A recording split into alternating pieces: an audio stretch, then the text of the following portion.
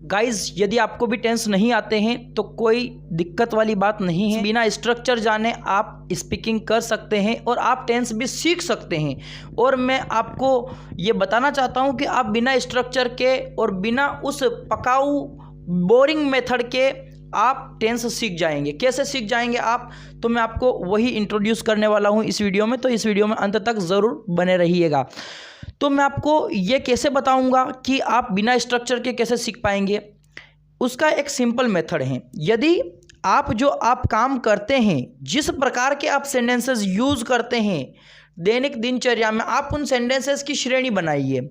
जैसे कि यदि आप कुछ काम करते हैं, आप कुछ काम कर रहे हैं, आप कुछ काम कर चुके हैं और आप किसी समय से कुछ काम कर रहे हैं, ये 4 श्रेणियां हो गई जो कि प्रेजेंट की बात हो रही है इनमें। जैसे कि मैं कुछ काम करता हूं तो ये हम वर्तमान काल की ही बात कर रहे हैं। ओके, उसके बाद में मैं कुछ काम कर रहा हूं तो वो भी वर्तमान काल की बात हो रही है, लेकिन काम जारी है। उसके बाद में आता है हमारा कि मैं काम कर चुका हूं, प्रेजेंट की ही बात कर रहा हूं, लेकिन मैं वो काम कर चुका हूं, work is completed. Okay, work is done, काम मतलब हो चुका है। और यदि किसी समय से लेकर के मैं वो काम को करता आ रहा हूँ तो मैं उस समय से वो काम कर रहा हूँ और वो काम अभी भी जारी है। तो इस प्रकार से मैंने आपको प्रेजेंट में 4 भाग बताए हैं। इसी प्रकार से आप पास्ट टेंस भी सीख जाएंगे। आपको पता चल गया है कि प्रेजेंट टेंस में किस प्रकार से सेंटेंसेस को पहचानते हैं। तो मैं आपको इसको कैसे बताता हूँ, एक हम सेंटेंस लेकर के भी देखेंगे, एग्जाम्पल लेके भी देखेंगे, लेकिन उससे पहले मैं आपको थोड़ा और इसको इंट्रोड्यूस कर देता हूँ।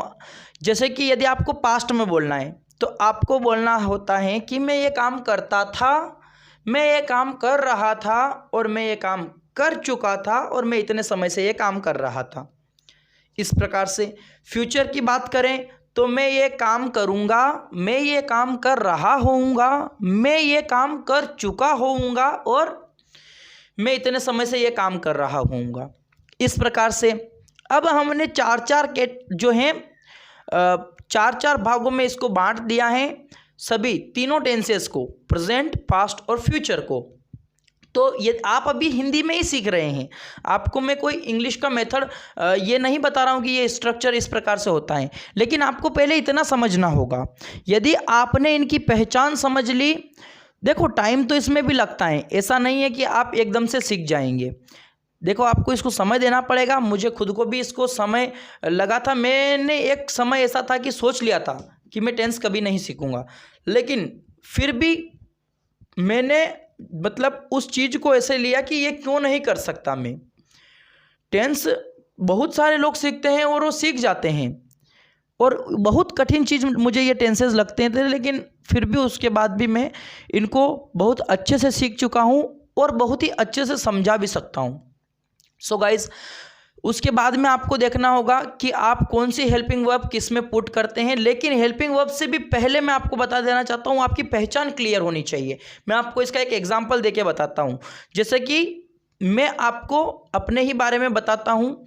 जैसे कि मैं कुछ काम करता हूँ, जैसे कि क्या काम, मैं वीडियो बनाता हूँ, मैं वीडियो बना रहा हूँ, मैं वीडियो बना चुका हूँ, और मैं पिछले 8 महीने से वीडियो बना रहा हूँ। इस प्रकार से आप प्रेजेंट में मैंने ये 4 सेंटेंसेस बोले हैं। उसके बाद हम चलते हैं पास्ट में। मैं वीडियो बनाता था, मैं वीडियो बना रहा था, मैं वीडियो बना चुका था, और मैं 5 महीने से वीडियो बना रहा था। इसी प्रकार से हम फ्यूचर की बात करते हैं तो मैं वीडियो बनाऊंगा, मैं वीडियो बना रहा होऊंगा, और मैं वीडियो बना चुका होऊंगा, मैं 2 महीने से वीडियो बना रहा होऊंगा। ये कभी कभी रेयर केस में ही हमको बोलना पड़ता है, लेकिन इसकी कोई ज़रूरत नहीं होती है। तो आप यदि इतना समझ चुके हैं तो आपके लिए जो है बाकी सारी चीज़ें बहुत ही ईजी हो जाएगी। So guys, take care, bye bye, see you in the next video.